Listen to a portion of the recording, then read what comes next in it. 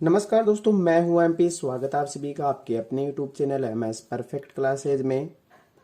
आज की इस वीडियो में पढ़ने वाले हैं हम जो चैप्टर 7 है सरल ब्याज, उसके क्वेश्चन नंबर 11।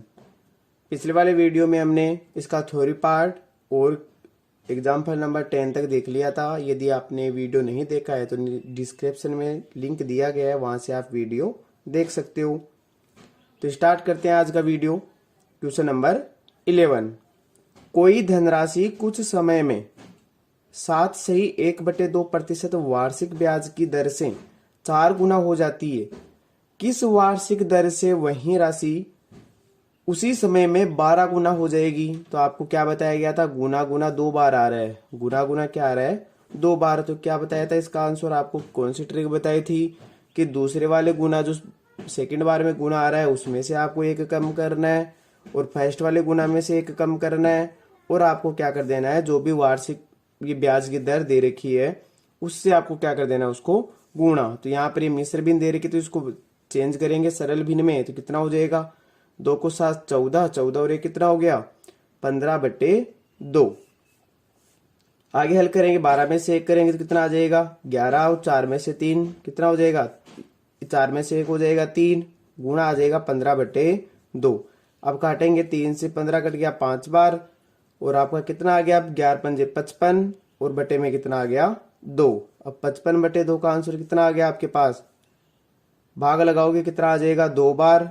फिर आ गया आपके पास से 7 बार, और फिर आ गया आपके पास से पॉइंट और 5, कितना आ जाएगा? 27.5%। रिवर्स करो तो 27 को 2 से गुणा करोगे कितना हो जाएगा? 54, 54 और 5 को 1 से करोगे तो 1 और आ जाएगा, तो कितना आ जाएगा आपके पास से? 55। तो आंसर आ गया आपके पास से 27.5। अब आगे देखते हैं क्वेश्चन नंबर 12 है। यदि कोई धनराशि निश्चित समय अवधि में 8% वार्षिक साधारण ब्याज की दर से 42,500 हो जाती है तथा 10% वार्षिक साधारण ब्याज की दर से 46,000 रुपए हो जाती है, तो वह धनराशि होगी। अब ये देखिए आपके पास ये भी मिश्रधन दे रखा है और ये भी क्या है? मिश्रधन। और यहाँ पर क्या दे रखा है? ये रेट दे रखा है, और यहाँ पर भी क्या दे रखी है? रेट दे रखी है। तो इस प्रकार ये कौन सा हमारा क्वेश्चन बन गया? ये बन गया हमारे पास मिश्रधन मिश्रधन दर दर, मिश्रधन मिश्रधन दर दर वाला प्रश्न बन गया ये। तो इस प्रकार का क्या फॉर्मूला पढ़ा था हमने पढ़ा था कि आपको या तो डायरेक्ट फॉर्मूला याद नहीं है तो आपको क्या करना है, जो लास्ट वाले है, लास्ट वाला मिश्रधन है उसको पहले वाले रेट से गुणा करना है। तो लास्ट वाले को तो किससे गुणा कर दिया? लास्ट वाले मिश्रधन को गुणा कर दिया पहले वाले रेट से, फिर माइनस करना है पहले वाले रेट को लास्ट वाले दर, पहले वाले जो मिश्रधन उसको लास्ट वाली रेट से। तो गुणा कर दिया आपने 42,500 को गुणा कर दिया किससे? 10 से। और आपको फिर भाग लगाना है पहले वाली रेट में से सेकंड वाली रेट को लेस करके। तो पहले वाले रेट में से सेकंड वाले रेट को क्या कर दिया? लेस कर दिया। गुणा करो 8, ये तो 3 जीरो, तो 3 जीरो आ गए पहले।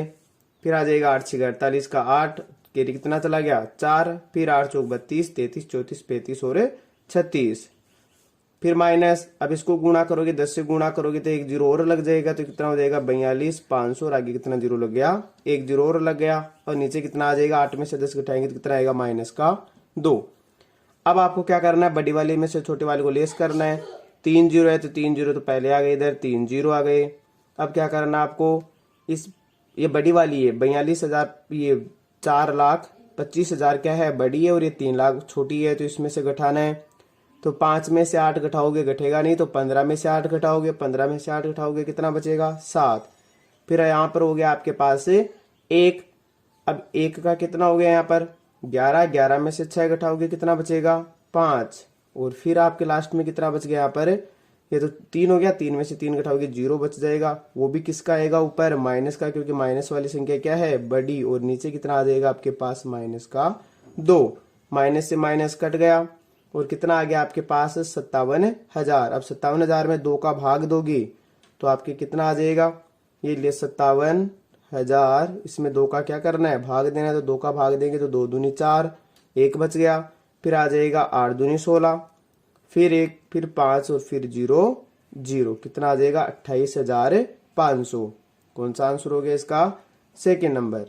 कुछ भी नहीं करना आपको, लास्ट वाला जो मिश्र धन दे रखा है उसको पहले वाली रेट से मल्टीप्लाई करना है, और पहले वाली जो मिश्र धन दे रहा है उसको लास्ट वाली रेट से मल्टीप्लाई करके लेस करना है, और नीचे पहली वाली में से दूसरी वाली रेट को लेस करना और फिर सोल्व करना है। अब स्क्रीन पर आपके क्वेश्चन नंबर 13, यदि कोई धनराशि किसी निश्चित समयावधि में 12% वार्षिक साधारण ब्याज की दर से 32,500 रुपए हो जाती है तथा 8% वार्षिक साधारण ब्याज की दर से 30,000 रुपए हो जाती है, तो वह धनराशि होगी। अब सेम पीछे वाला क्वेश्चन है, क्वेश्चन नंबर 12 के जैसे ये क्वेश्चन आ गया। क्या करना, आपको लास्ट वाली मिश्र धन को पहले वाली रेट से मल्टीप्लाई करना है, तो 30,000 को मल्टीप्लाई कर दिया किससे, 12 से। फिर माइनस करना है पहले वाले मिश्र धन को दूसरे वाले रेट से, तो ये मल्टीप्लाई हो गया 3 2 5 0 0 को मल्टीप्लाई कर दिया किससे, 8 से। और नीचे क्या करना है, पहले वाले में से दूसरे वाले को घटाना है, पहले वाली रेट में से दूसरे वाली रेट को क्या कर दिया, घटा दिया। अब गुणा करना है, तो 12 36 36 और आगे कितने जीरो है, 4 जीरो। फिर माइनस गुणा करोगे तो 2 जीरो तो पहले से ही है। अब गुणा करोगे 8 पंजे 40 का जीरो आ जाएगा, कैरी 4 चला जाएगा। फिर 8 दूनी 16, 16 और 4 हो गया 20, फिर कैरी 2, और फिर 8 3 24 और 25 26 कितने हो गए, 2,60,000। और इसमें भाग देना आपको, 12 में से 8 घटाओगे कितना बचेगा, 4। 3,60,000 में से 2,60,000 घटाओगे तो कितना बचेगा आपके पास, 1 लाख। अब इस 1 लाख में क्या करना है, ये आ गया आपके पास 1 लाख। 1 लाख में से आपको 4 का क्या करना है, भाग देना है। तो 4 का भाग दोगे आप तो कितना आ जाएगा आपके पास, 1 लाख में भाग दोगे कितना आ जाएगा आपके पास, 25,000 रुपए। और यहाँ पर 1 लाख कितना हो गया, 1 लाख में भाग दोगे कितना आ जाएगा, 25,000। 25,000 कौन सा आंसर हो गया, थर्ड नंबर। अब स्क्रीन पर नेक्स्ट क्वेश्चन, क्वेश्चन नंबर 14, यदि किसी धनराशि पर 3 वर्षों में 6% वार्षिक साधारण ब्याज की दर से प्राप्त ब्याज उतनी ही धनराशि पर 5 वर्षों में 8% वार्षिक साधारण ब्याज की दर से प्राप्त ब्याज से 1,650 रुपए कम हो, तो वह धनराशि क्या होगी। अब क्या करना आपको, ये क्या दे रखा है आपके पास, ब्याज दे रखा है, और ब्याज के लिए ऊपर वाले देखो वर्ष और दर, वर्ष और दर मिलकर क्या बनाते हैं, ब्याज प्रतिशत। मैंने आपको बताया था कि ब्याज है वो कितना होता है, ब्याज प्रतिशत क्या होता है, जब समय को दर से मल्टीप्लाई करते हैं तो क्या आता है आपके पास, ब्याज प्रतिशत। तो हम भी यहाँ से क्या करेंगे, इन दोनों को मल्टीप्लाई करेंगे, यहाँ से ब्याज प्रतिशत आ जाएगा, तो कितना आ जाएगा, 6 गुणा 3 कितना हो जाएगा, 18%। और एक दे रखा है हमारे पास 5 वर्षों में 8, कितना आ जाएगा, 5 गुणा 8 कितना हो जाएगा, 8 पंजे 40%। अब ये भी ब्याज दर है और ये भी हमारा क्या है, ब्याज है, और इन दोनों को ब्याज का अंतर, ये अंतर कितना दे रखा है, 1,650। तो इन दोनों का अंतर है वो किसके बराबर हो जाएगा, 1,650 रुपए के बराबर, क्योंकि ये दोनों भी ब्याज थे और ये ब्याज में अंतर दे रखा है, तो हम भी इनका अंतर कर देंगे। तो 40 में से 18 को लेस करेंगे, कितना आ जाएगा, 22%। अब 22% आ गया आपके पास कितना, 1,650 रुपए। हमें 100% का मान निकालना है, तो इसमें क्या कर देना है, इसका भाग दे देना है, 22 का भाग देकर 100 से क्या कर देना है, गुणा कर देना है। अब 22 का भाग लगाओगे 1,650 में, तो 22 का कितने बार जाएगा, पहले 22 का 7 बार करोगे कितना आ जाएगा, 154। 165 में से 154 घटाओगे 11 बचेगा, आगे एक जीरो और आ गया, 110 हो गया। तो 22 का बार कितने बार बोलते हैं, 5 बार बोलते हैं, तो 110 आ जाएगा। अब आपको 75 को 100 से गुणा कर रहा है, तो कितना आ जाएगा, 7500, 7,500 रुपए। कौन सा आंसर हो गया, फोर्थ नंबर। अब स्क्रीन पर आपके क्वेश्चन नंबर 15, यदि किसी राशि पर 5% वार्षिक साधारण ब्याज की दर से 3 वर्षों और 4 वर्षों में प्राप्त साधारण ब्याजों में 84 रुपए का अंतर हो, तो वह राशि होगी। वहीं ब्याजों में अंतर दे रखा है, तो पहले ब्याज निकालेंगे हम, वर्ष और दर को मल्टीप्लाई करते हैं तो ब्याज आता है हमारे पास। अब की बार दर है दोनों में सेम दे रखी है 5%, और आगे वाले में भी कितनी है, 5%। तो आप क्या करोगे, समय को पहले वाले से गुणा करोगे, समय से, दर को समय से गुणा करोगे कितना आ जाएगा, 15, और बाद वाले को 5 को गुणा करोगे 4 वर्षों से, तो कितना आ जाएगा, 20% आ गया। अब इन दोनों का अंतर दे रखा आपके पास कितना, 84 रुपए। क्या करना है, अंतर करना है, तो 5% आ जाएगा, 20 में से 15 को लेस करोगे कितना आ जाएगा, 5%। 5% का आपको कितना दे रखा है, ₹84। तो इसमें भाग देना है और 100 से क्या करना है, गुणा करना है। अब 100 से गुणा करोगे, 5 का भाग लगाओगे, कितना आ जाएगा, 5 एकम 5, फिर बच गया कितना 3, और फिर कितना आगे कितना आ जाएगा 4, कितना आ जाएगा 6 बार, 6 पंजे 30 होता है। फिर कितना बच गया आपके पास, 4 बच गया। आगे से ये जीरो लोगे, कितना आ जाएगा 40 आ जाएगा। फिर 5 का भाग लगाओगे, कितना बार जाएगा, 8 पंजे 40, और आपके एक जीरो बच गया। तो कितना आ जाएगा आपके पास, 1680 रुपए। कौन सा आंसर हो गया, सेकेंड नंबर।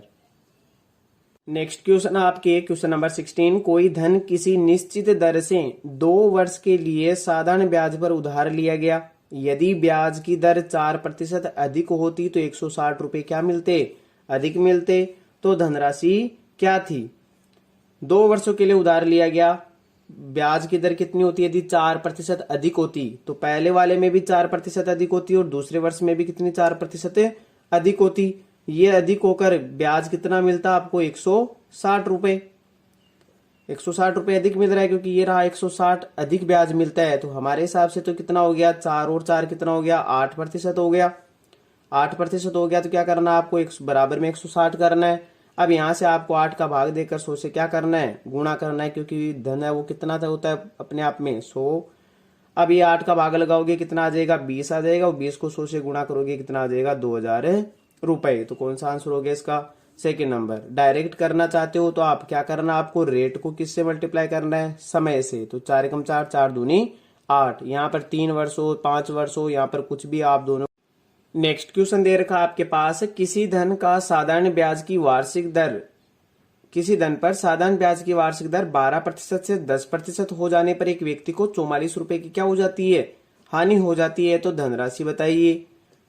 अब यहां पर देखिए 12% से 10% हो रहा है, तो यहां पर हानि कितने प्रतिशत हो रही है, यहां पर हानि हो रही है आपके 12% में से 10% लेस करोगे, कितने प्रतिशत हानि हो जाएगी, 2% हानि हो जाएगी। अब ये 2% हानि हमारे पास कितने रुपए के बराबर है, 44 रुपए की हानि के बराबर। तो बराबर में कितने रुपए आ जाएंगे, 44।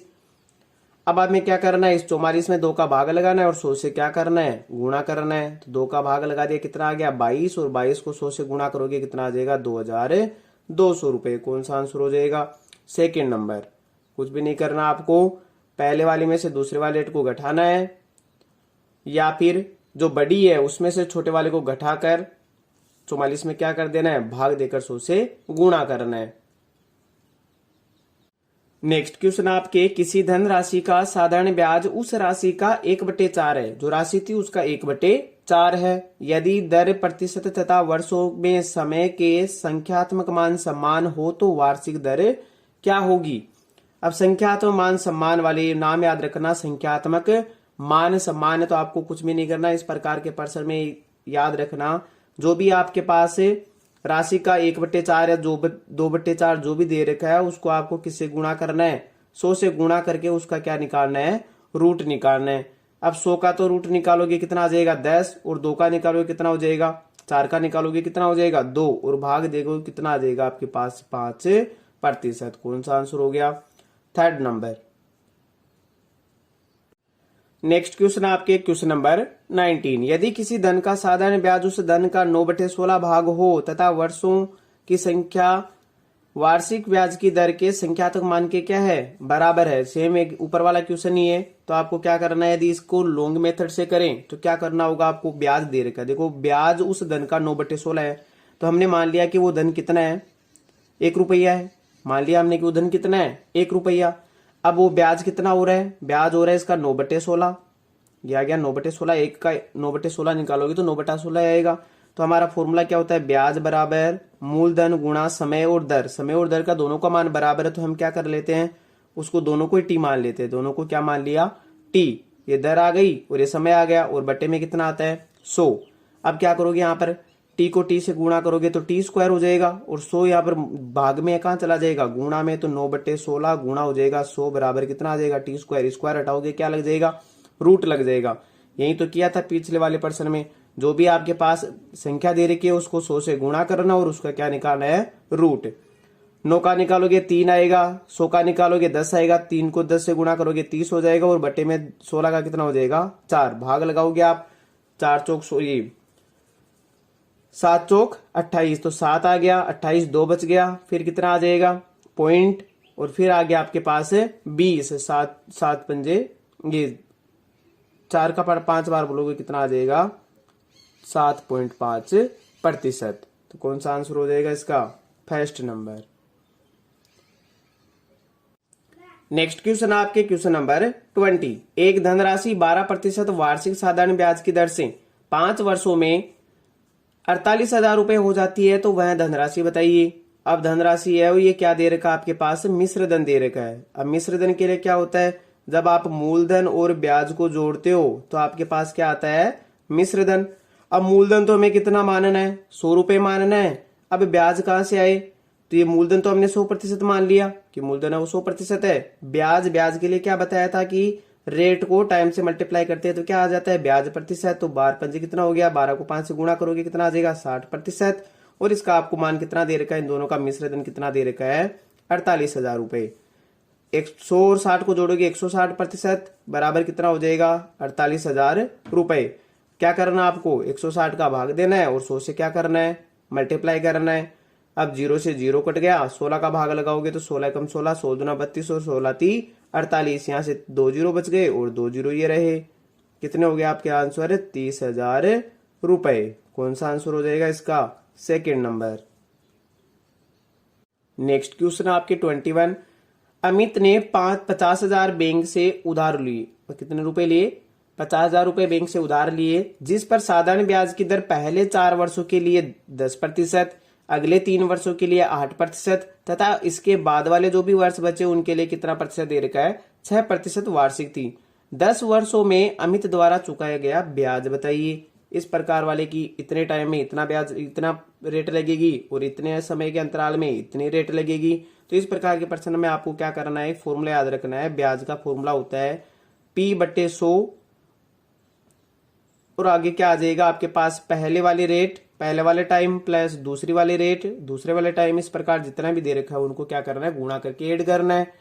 अब जैसे ब्याज पूछा है तो P कितना दे रखा है आपके पास, P क्या होता है मूलधन, तो 50,000 रुपए दे रखा है और बटे में कितना आ जाएगा 100 और इनको आपस में मल्टीप्लाई करना है। पहले वाला कहाँ है 4 वर्षों के लिए 10, तो 4 को 10 से गुणा किया कितना आ गया 40% प्लस अगले 3 वर्षों के लिए 8 आ गया तो कितना आ जाएगा 8 24 और प्लस में कितना आ जाएगा आगे वाले देखो यहाँ पर कितने वर्ष आ गए 4 और 3 7 वर्ष तो हो चुके। 7 के बाद हमें कहाँ तक जाना है 10 वर्षों तक, तो कितने वर्ष बच गए 3 वर्ष। तो 6% वो कितने के लगेगा 3 के लिए, तो 6 कितना हो जाएगा 18। अब क्या करना है इनको ऐड करना है, 2 0 से 2 0 काट दो तो यहाँ पर कितने बच गए 500। अब इनको ऐड करो कितना हो गया, ये हो जाएगा आपके पास 40 और 24 तो हो गए कितने 64 और 64 में कितने ऐड करने हैं 18 ऐड करने हैं, कितना आ जाएगा आपके पास से 82 आ गया। अभी 82 को गुणा कर दो, तो गुणा करोगे तो 2 0 ये आ गए, फिर 5 दूनी 10 का 0, फिर 1 8 बजे 40 और 1 कितना हो गया 41।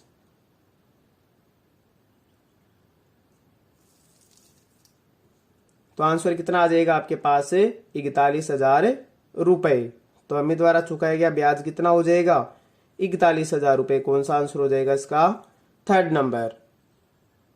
नेक्स्ट क्वेश्चन आपके 22। नमन ने कुछ धन मनोज से उधार लिया, उनके बीच में तय हुआ कि पहले 3 वर्षों के लिए साधारण ब्याज की दर 6%, अगले 5 वर्षों के लिए 10% तथा इसके बाद 16% वार्षिक होगी। यदि नमन ने 13 वर्ष के अंत में ब्याज के रूप में 11,100 रुपए अदा किए तो नमन द्वारा उधार ली गई राशि बताइए। तो सेम पीछे वाला क्वेश्चन ही है, आपको इस वाले क्वेश्चन का आंसर कमेंट बॉक्स में जरूर देना है। बाकी वीडियो को लास्ट तक देखने के लिए धन्यवाद।